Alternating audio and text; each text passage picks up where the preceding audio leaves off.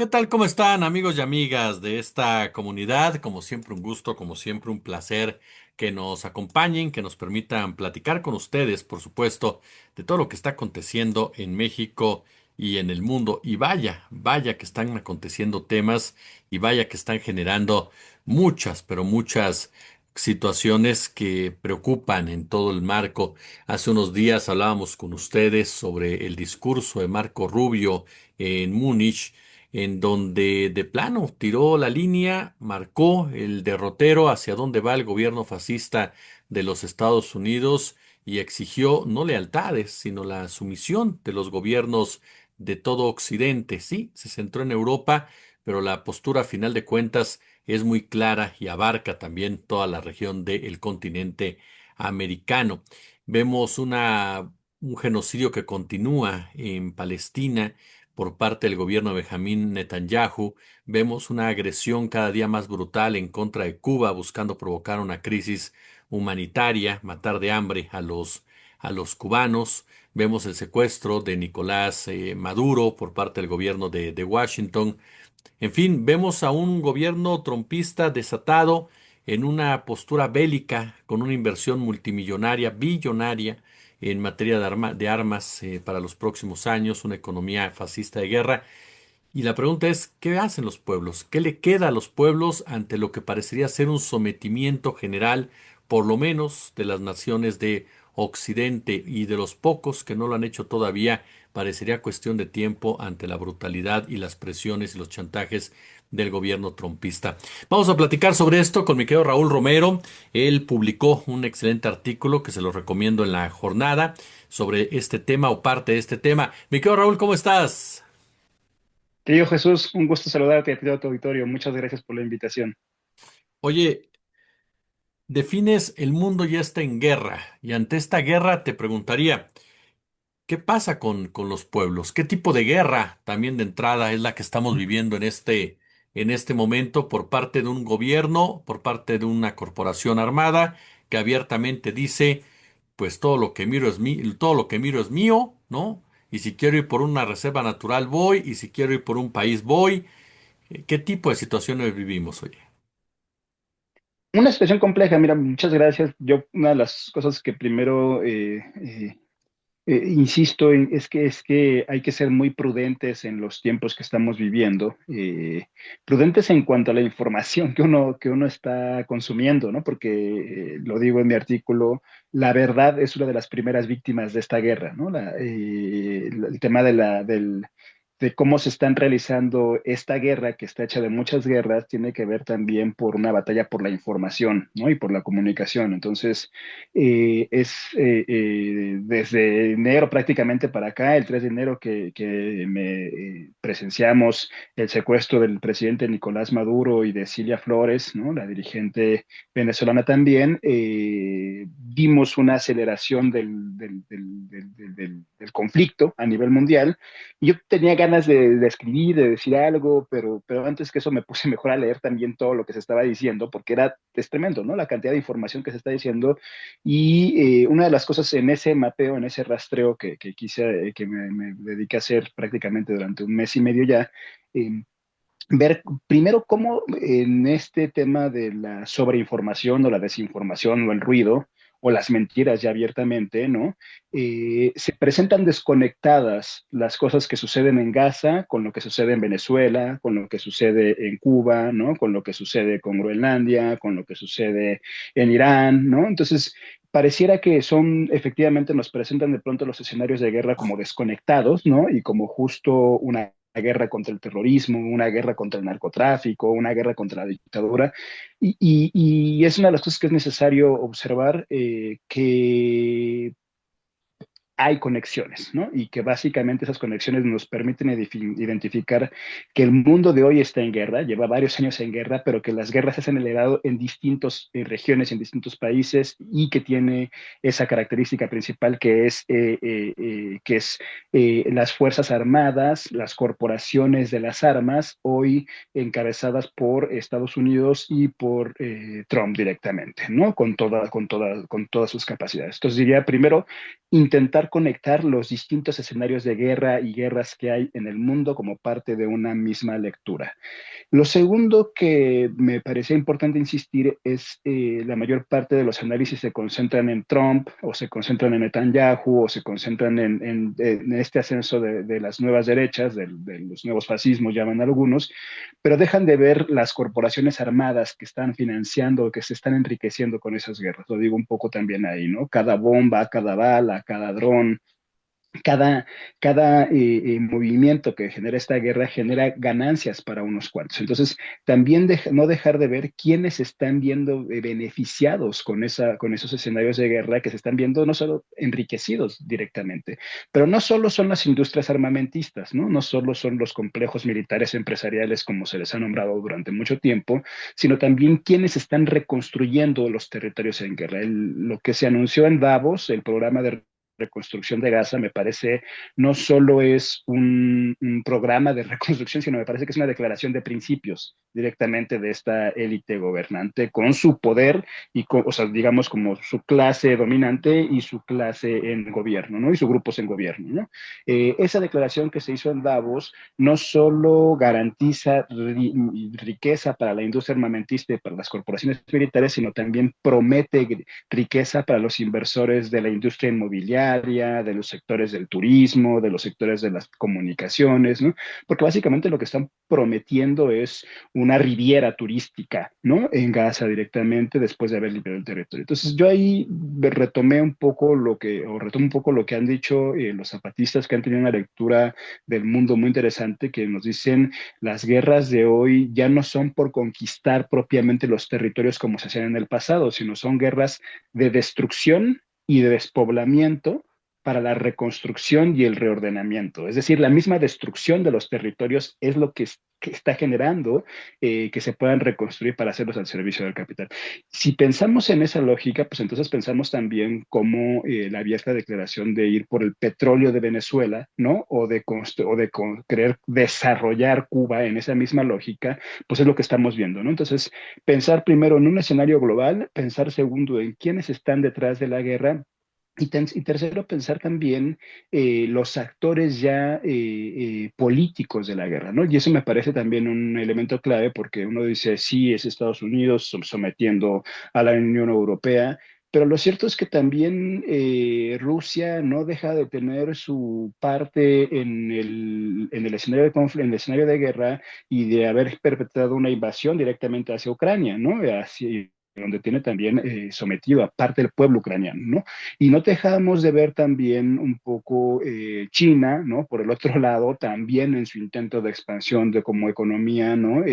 Generando pues devastación y megaproyectos también en otros lugares, ¿no? Y no dejamos de ver cómo el gobierno de Irán, ¿no? También reprime a sus poblaciones y asesina a miles de personas, ¿no? Que están. Entonces, lo que estamos viendo también, me parece, es que la geopolítica está llevándonos un poco a perder la brújula, ¿no? O sea, en estos debates que de pronto tenía con muchos compañeros, compañeras que decían, no, pero es que hay que apoyar al gobierno de Irán porque están peleando contra Israel, ¿no? Y eso es cierto, Israel, y las propias organizaciones lo han dicho, ¿no? Israel y Estados Unidos estuvieron intentando financiar las movilizaciones populares que se dieron en Irán, ¿no? Pero lo cierto también es que las movilizaciones que se dieron en Irán son parte de un pueblo que está enfadado por una crisis económica, por un autoritarismo, por una represión. Entonces, saber distinguir, ¿no? Que los conflictos entre los gobiernos son una cosa y los sectores populares están en otro nivel, están en otra fase de la organización, ¿no? Y ahí fue donde empecé un poco más a pensar cómo también hacernos a un lado que la lectura geopolítica no asesine o no desaparezca también, que la guerra no desaparezca los principios éticos, ¿no? Es decir, cómo somos solidarios con el pueblo de Cuba, cómo somos solidarios con el pueblo de Gaza, cómo somos solidarios con el pueblo de Venezuela, pero al mismo tiempo también reconocer que hay víctimas y pueblos en Ucrania, ¿no? Víctimas y pueblos en Irán, ¿no? Víctimas y pueblos que están luchando en distintas partes del mundo y que eso me parece uno de los principios fundamentales del internacionalismo, ¿no?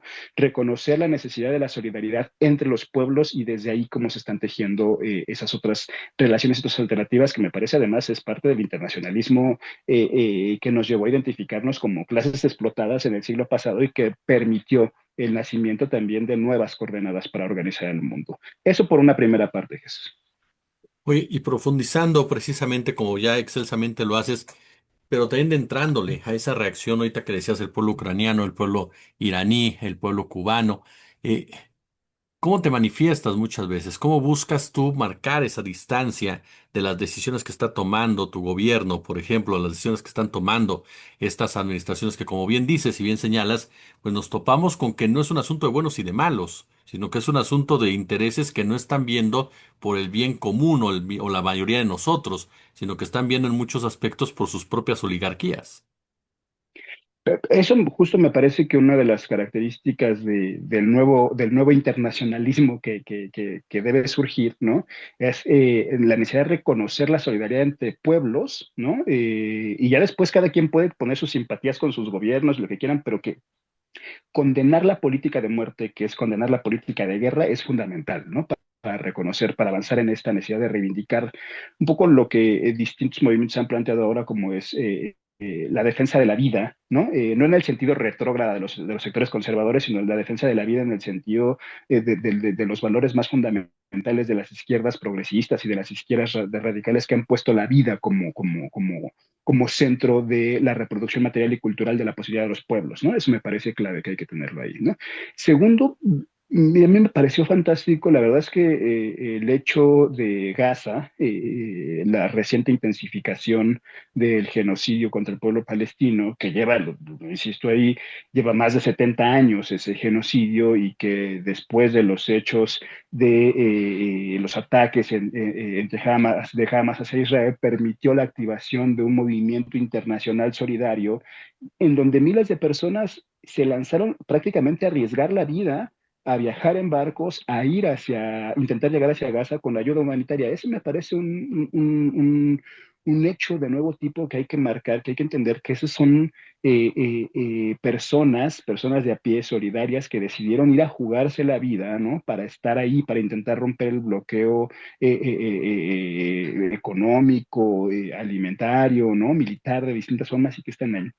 Y si uno ve también, por ejemplo, hoy lo que está sucediendo con Cuba, ¿no? Las miles de personas que se están volcando a llevar acopio, ¿no? Para que llegue hacia la isla, ¿no? Y si uno ve también las miles de movilizaciones que hubo y multitudinarias en distintas partes del mundo para apoyar la liberación del presidente Nicolás Maduro y de Cilia Flores, ¿no? Ojo, muchas veces no sin cuestionar incluso al propio gobierno, ¿no? Sino decir, a ver, puede no ser de nuestra simpatía, pero reconocemos que hubo una intromisión, una invasión por parte del gobierno de Estados Unidos, reconocemos que hubo un ataque armado, que hubo un secuestro y por lo tanto exigimos su liberación, ¿no? Y eso me parece fundamental que los pueblos están logrando ponerse más allá dentro de las falsas dicotomías que a veces se quieren presentar en distintos medios de comunicación o también desde los directamente líneas de gobierno, ¿no?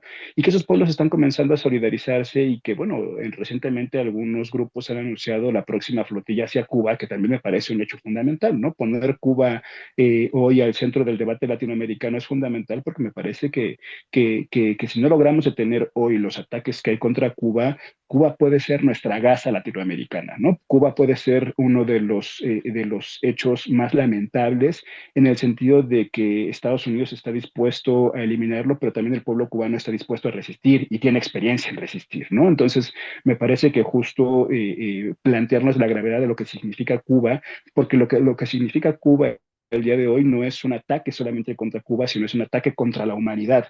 Y venimos de una derrota para la humanidad que fue Gaza, ¿no? Gaza haber presenciado directamente en redes sociales, haber presenciado en vivo un genocidio, me parece es algo que nos lastima, que nos va a marcar y que me parece no podemos permitirnos otro hecho de esa envergadura hoy en Cuba, ¿no? Entonces, por lo tanto, creo que los pueblos están construyendo redes de solidaridad se están afianzando, otras que venían más allá, incluso a veces en contra o a pesar de sus gobiernos, que se están movilizando, que están denunciando, que se está generando una conciencia crítica, que además esa conciencia crítica de ese germen de un nuevo internacionalismo, insisto yo, está poniendo, es necesario porque está poniendo al centro pues el confrontarse con estos nuevos fascismos, ¿no? Que con sus economías de guerra pues están prácticamente buscando destruir poblaciones y territorios, ¿no? Entonces, hay creo que hechos ahí que son claves y que luego podemos ir a buscar otros muy, muy básicos. Mira, a mí me parece fantástico, por ejemplo, en el caso de México, el caso de las patronas, ¿no? Esta agrupación de señoras que en Veracruz se organizan para cocinar, dejar comida en bolsas y aventarlas a los migrantes para que lleguen, ¿no?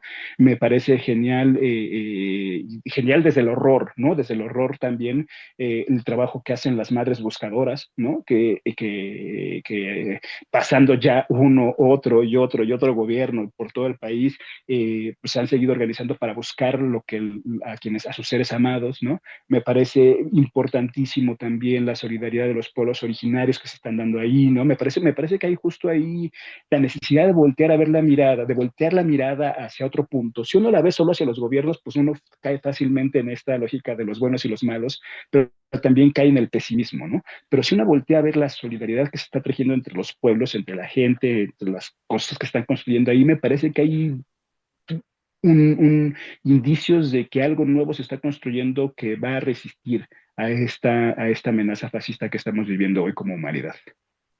Oye, hablas, y en parte lo comentabas ya, querido, pero sobre todo para irlo enmarcando, una recolonización, ¿no? Un reparto del mundo, ya nos mencionabas, vemos a las potencias, los tres países o tres naciones que parecen ser los únicos que tienen una soberanía clara en ese sentido, ahí parten así, pero la recolonización también, estos intereses capitalistas, estos intereses corporativistas que están más que presentes, incluso detrás de de todas estas guerras.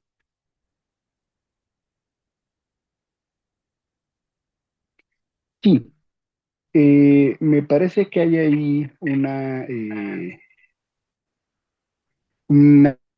serie de echar a andar de 2008 puso un límite a la propia lógica del desarrollo capitalista. Fue la gran crisis financiera mundial que mostró también una parte de su agotamiento y que la otra es la parte de la crisis ecológica que hemos estado viviendo ya con sus impactos directamente en distintas zonas del mundo. Me parece que justo frente a esas crisis y límites, el sistema se ha visto en la necesidad digo, la necesidad como sistema, pues, ¿no? De reactualizarse, de reconstruirse y de girar hacia distintas partes del mundo, ¿no? Y implementar un proceso de recolonización, ¿no?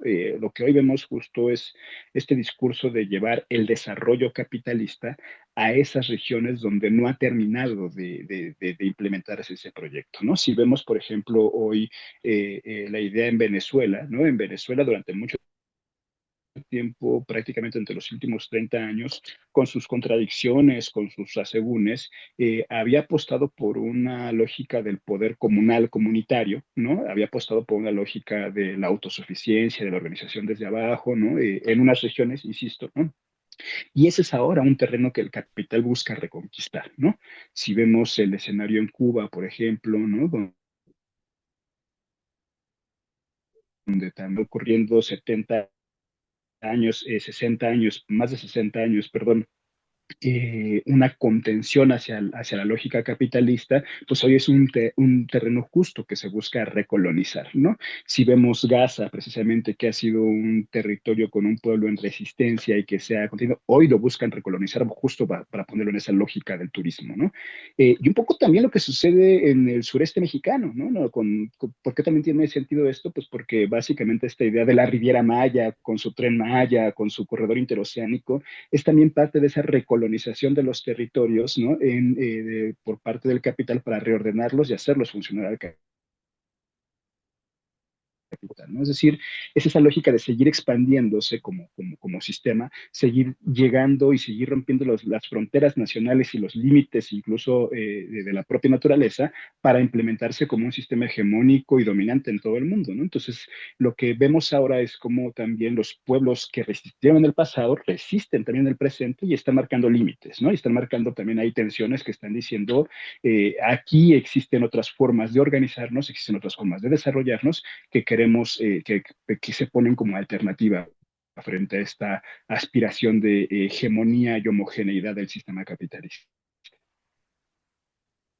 Mi querido Raúl Romero, yo como siempre te quiero agradecer estos minutos para nuestra comunidad, oye. Muchísimas gracias. Un saludo ahí para todos ustedes. Siempre un placer estar por acá.